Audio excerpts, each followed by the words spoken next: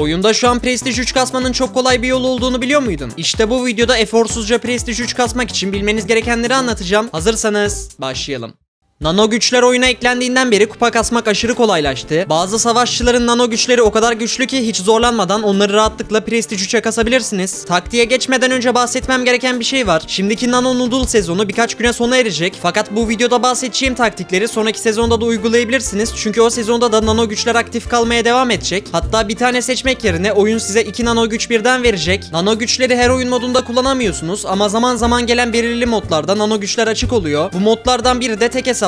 Aslında normal tek hesaplaşmayı yüksek kupalarda oynamaya çalışırsanız çok az kupa verip çok fazla kestiğini, üstüne üstlük dehşet derecede takımlaşmanın olduğunu biliyorsunuzdur. Fakat nano güçlerin aktif olduğu hesaplaşmada bu iki sorun da ortadan kalkıyor. Birincisi, her kestiğiniz kişi başına size artı 2 kupa veriyor. Yani çok yüksek kupalarda bile bayağı kişi kesebilirseniz oldukça iyi miktarda kupa alabilirsiniz. İkincisi ise ben bu modda takımlaşan hiç görmedim. Çünkü nano güçler olduğu ve kestiğiniz kişi başına kupa kazandığınız için herkes tek başına oynuyor. İşte bu ikisi birleştiğinde de Prestige 3 kasmak için en kolay oyun modu nano hesaplaşma oluyor. Fakat gerçekten yükseklere kasabilmek için bu modda en iyi şekilde nasıl oynayacağınızı ve hangi karakterlerle kasmanız gerektiğini bilmeniz lazım. Bu modun en güçlü savaşçısı şu an net Sirius. Nedenine ve nasıl oynandığını az sonra değineceğim. Diğer güçlü savaşçılar ise Nori, Starnova ve Bolt. Bunlarla da yeterli zamanı vererek rahatça Prestige 3 yapabilirsiniz. Peki bu modda her maçımızı nasıl kazanacağız? Ben şu an Sirius için konuşacağım fakat bahsedeceğim şeylerin çoğunu diğer savaşçılar için de uygulayabilirsiniz. Öncelikle kasacağınız savaşçının nano gücünü açtığınızdan emin olun. Bu modda asla nano güçsüz bir savaşçı ile oynamayın çünkü gerçekten çok büyük avantaj veriyorlar. İkinci olarak maç başladığında önünüze 2 tane seçim çıkacak. Buradan her zaman savaşçının en güçlü nano gücünü seçin. Sirius için bu 8 saniyede bir gölge çıkartan. Eğer bu videoyu sonraki sezonda izliyorsanız seçim yapmanıza bile gerek yok. Çünkü 2 nano gücünü birleştirip verecek. Maç başladığında ise iki şekilde oynayabilirsiniz. İlki tüm kutuları almaya çalışıp herkesi birden kesmeye çalışmak. Bu yöntem yüksek kupalarda bayağı riskli. Çünkü yanlış bir yerde kalıp ölürseniz oldukça fazla eksi yiyeceksiniz. O yüzden bunu sadece Prestige 1 ve Prestige 2'nin yarılarına kadar yapmanızı öneriyorum. İkinci yöntem ise kendinize bir çalı seçip maç boyu orada güvenli oynamanız. En az riskli olan yöntem bu fakat güvenli oynadığınız için fazla kişi kesemeyeceksiniz ve az kupa alacaksınız. Bunu da 2500 kupadan itibaren uygulayabilirsiniz. Peki maç içinde nasıl oynayacağız? Eğer Sirius kasıyorsanız tüm gölgelerinizi her zaman yanınızda tutun. Eğer bir çalıya girecekseniz önce oraya gölgelerinizi gönderin ki eğer biri varsa pusuya düşmeyin. Ayrıca en dikkatli olmanız gereken yer maç başları. Çünkü her 8 saniyede bir gölge çıkardığı için erkenden fazla gölgeniz olmayacak. En az 4 gölgeniz olana kadar kimseyle savaşmamaya çalışın. Benim kendim uygulamayı sevdiğim bir taktik ise aksesuardan gölgeleri ışınlayını seçip gölgelerimi arkada tutmak. Daha sonra yanıma biri yaklaştığı an gölgeleri ışınlayıp o kişiyi anında kesebiliyorsunuz. Ayrıca eğer başka bir Sirius'la veya alan hasarı vuran bir savaşçıyla savaşıyorsanız asla gölgelerinizi direkt göndermeyin. Alan vurup hepsini birden kesebiliyorlar. Onun yerine önce rakip Sirius'un gölgelerini kendiniz dikkatlice azaltmaya çalışın. Daha sonra o kişinin yanına yaklaşarak tüm gölgelerinizi dibinize ışınlayabilirsiniz. En dikkat etmeniz gereken şey ise suikastçı savaşçılar. Hiç gölgeniz yoksa asla bir suikastçıya yaklaşmayın yoksa sizi çok rahat kesebiliyorlar. Sadece gölge biriktirdiğinizde savaşabilirsiniz. İşte saydığım bu taktikleri uygulayarak nano hesaplaşmada rahatlıkla istediğiniz karakteri Prestige 3 yapabilirsiniz. Ama kasacağımız karakterin nano veya füzyon gücü yoksa ne yapacağız? Şu anda ekrandaki videoya tıklayarak da paketleri en hızlı kasıp tüm güçleri nasıl açacağınızı öğrenebilirsiniz. Görüşmek üzere.